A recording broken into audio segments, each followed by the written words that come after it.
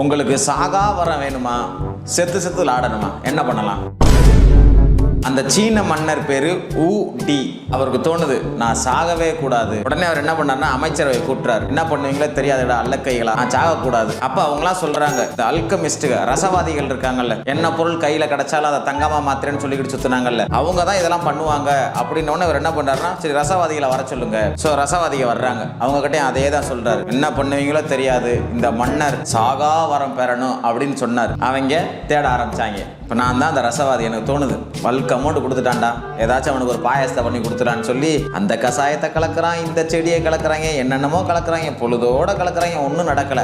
அப்பதான் ஒரு நாள் அதிசயமா ஒன்று நடந்துச்சு. பொட்டுன்னு வெடிக்குது. என்னடா மறுபடியும் கலங்கடா, பொட்டுன்னு வெடிக்குது. அவங்க என்ன சேர்த்தாங்கன்னா நிலக்கரி, சல்ஃபரு, பொட்டாசியம் இதெல்லாம் சேர்த்தாங்க. அது ஒரு மாதிரி வெடிச்சிச்சு. மன்னர்கிட்ட போய் சொன்னாங்க, மன்னா இந்த மாதிரி 3 பொருளை சேர்த்தோம்னா வெடிக்குது மன்னா. உடனே மன்னனுக்கு உயிரே போயிருச்சு. அப்படியே அதை ரகசியமா வச்சிரு, இது பெரிய பிரச்சனையா போய் முடியும் அப்படின்னு சொன்னாங்க. இப்படித்தான் வரலாறுல முதல் முறையா கன் பவுடர் வெடிமருந்து இருக்குல்ல, இப்படித்தான் கண்டுபிடிச்சாங்க. சாகாவரம் கேட்டவனுக்கு எல்லாத்தையும் சாகடிக்கிற ஒரு பொருள் தான் கிடைச்சிச்சு.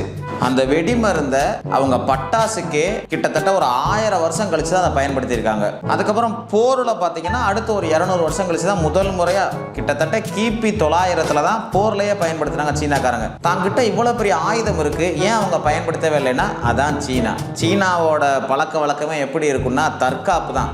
மார்ஷியல் ஆர்ட்ஸ் அங்கதான் தோன்றுச்சு. ஆனா அதோட பர்பஸ் என்ன? தற்காக்கிறது. அவ்வளோ பெரிய சீன பெருஞ்சவர் கட்டினாங்க. பெரும்பாலும் எல்லாரும் என்ன சொல்றாங்க, மங்கோலியர்கள் தான் மேல படையெடுக்காம இருக்கிறதுக்காண்டி தற்காப்புக்கு அவங்க கட்டினாங்க. ஆனா என்ன தெரியுமாச்சு, சீனாக்காரங்க லைட்டா அந்த பொருளை போர்ல பயன்படுத்திக்கிட்டு இருந்தாங்கல்ல, அப்பதான் சீனா மேல செங்கிஸ்கான் படையெடுக்கிறார். ஸோ மங்கோலியர்கள் படையெடுத்தாங்க. அவங்க அந்த பொருளை தெரிஞ்சுக்கிட்டாங்க. அவங்க அந்த பொருளை கண்டுபிடிச்சு அவங்களும் உற்பத்தி பண்ணாங்க. அந்த மங்கோலியாக்காரங்க மூலமா ஐரோப்பா கண்டத்துக்கு போச்சு. அவங்க வெடிமருந்தை எப்படி தயாரிக்கிறதுன்னு கண்டுபிடிச்சாங்க.